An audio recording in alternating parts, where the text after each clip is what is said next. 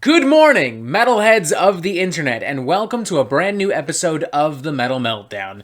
Today we are talking about a brand new studio album, the fifth studio album, in fact, from Swedish rock and metal band Ghost, entitled Impera. While many elitists and gatekeepers have spent a majority of the past decade bitching and moaning about whether or not Ghost is a true metal band, Ghost have become, somewhat ironically, one of the most commercially successful and critically acclaimed metal bands of the past decade. They've got a very unique sound, heavily inspired by 70s hard rock and heavy metal, as well as goth rock, doom metal, first wave black metal.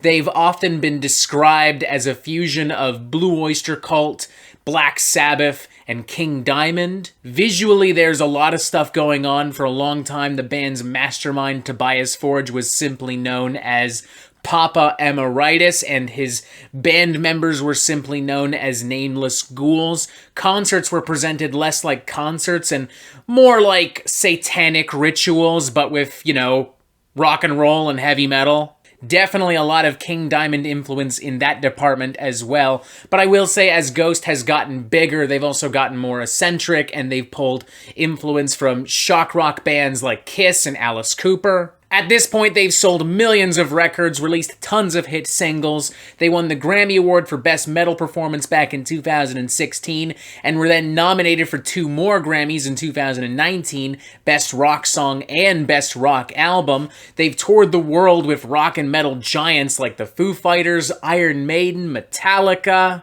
I personally have been following Ghost for a majority of their existence. I came to know them just shortly before they released their sophomore album, Vista, which frankly still remains my favorite record from them. Though 2018's prequel, their previous studio album, is definitely a close runner-up. It's packed with easily some of their best cuts, namely Rats, See the Light, Dance Macabre. It's just a fucking fantastic record. And for these reasons, I've been extremely excited for Impera, even despite being initially underwhelmed by promo singles like Hunter's Moon and Call Me Sunshine. The latter of which, I have to immediately concede, has grown on me immensely as of late. I would even go as far as to argue that this isn't just the best song on Impera, it's possibly one of the best songs Ghost have ever released. It is deliciously evil, infectiously catchy, almost a little bit sexy with those crooning vocals and that very mysterious,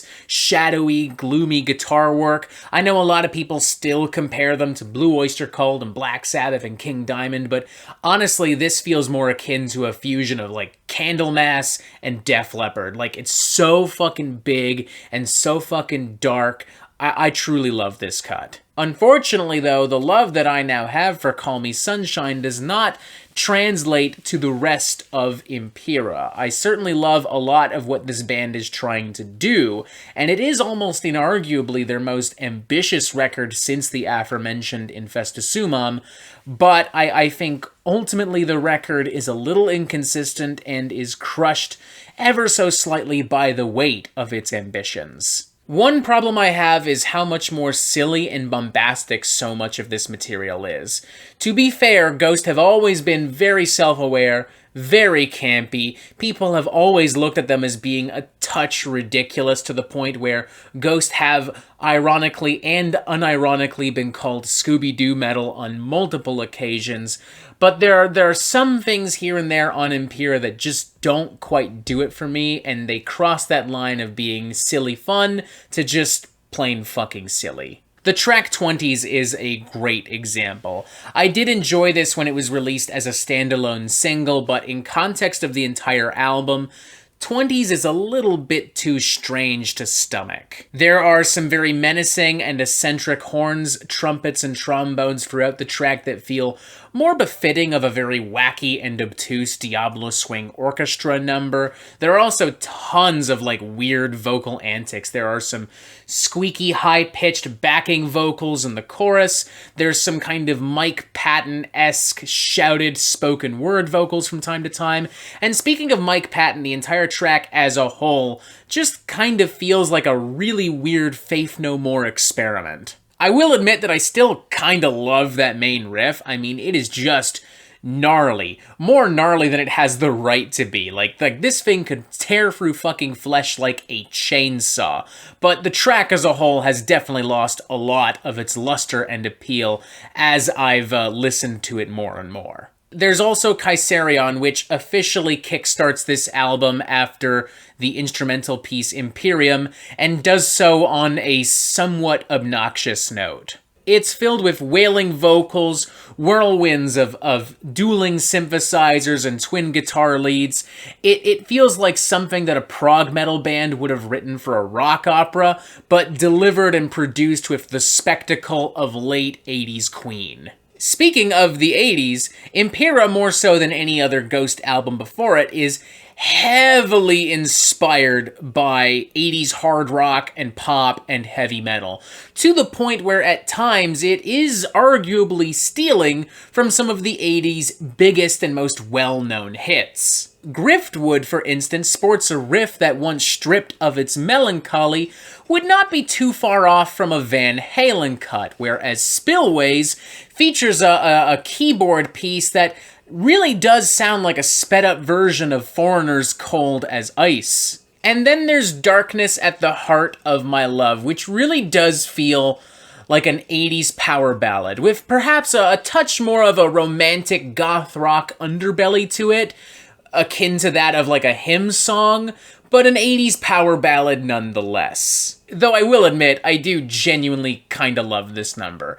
It's cheesy, it's overdramatic as fuck, but damn, it is produced and performed with the utmost enthusiasm, and honestly, it's better than like a lot of classic 80s power ballads. Like, you could put this up to any number of power ballads from Motley Crue, Whitesnake, and this easily has them all fucking beat. As a result of everything we've talked about, Impera just doesn't really have much cohesion to it. It feels very messy at times. It doesn't flow that well from track to track. The stylistic deviations and changes from track to track could even make it somewhat jarring and drastic, particularly if you're not the most familiar with Ghost. Like, one minute you're listening to a relatively straightforward kind of 80s pop rock banger with some doomy undertones. The next you're listening to a really flamboyant power ballad. The next you're listening to some really over-the-top prog metal opuses. The next you're listening to a goth rock cut. Then you're listening to a bunch of interludes and instrumental pieces that do nothing but add unnecessary fat and filler to the record. And then you get the 20s, which is whatever the fuck 20s is. I'm not even really sure what to call that.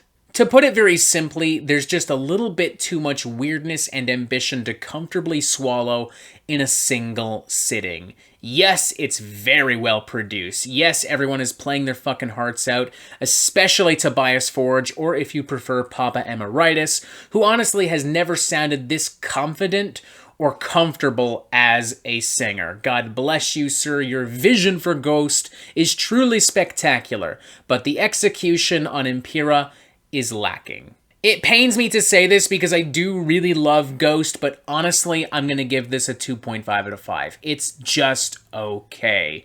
I only found myself really loving a few songs after multiple listens.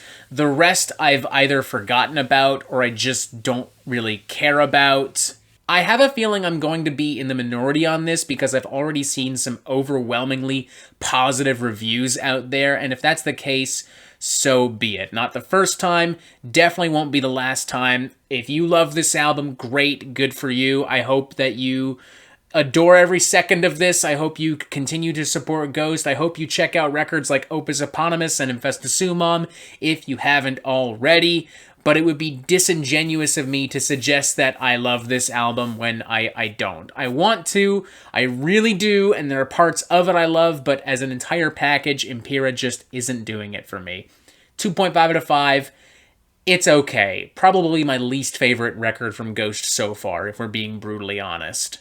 And that is it for the Metal Meltdown. I'm not an expert, nor do I claim to be, so what do you think? Do you like this record? Do you not like this record? And what do you want to hear from me next?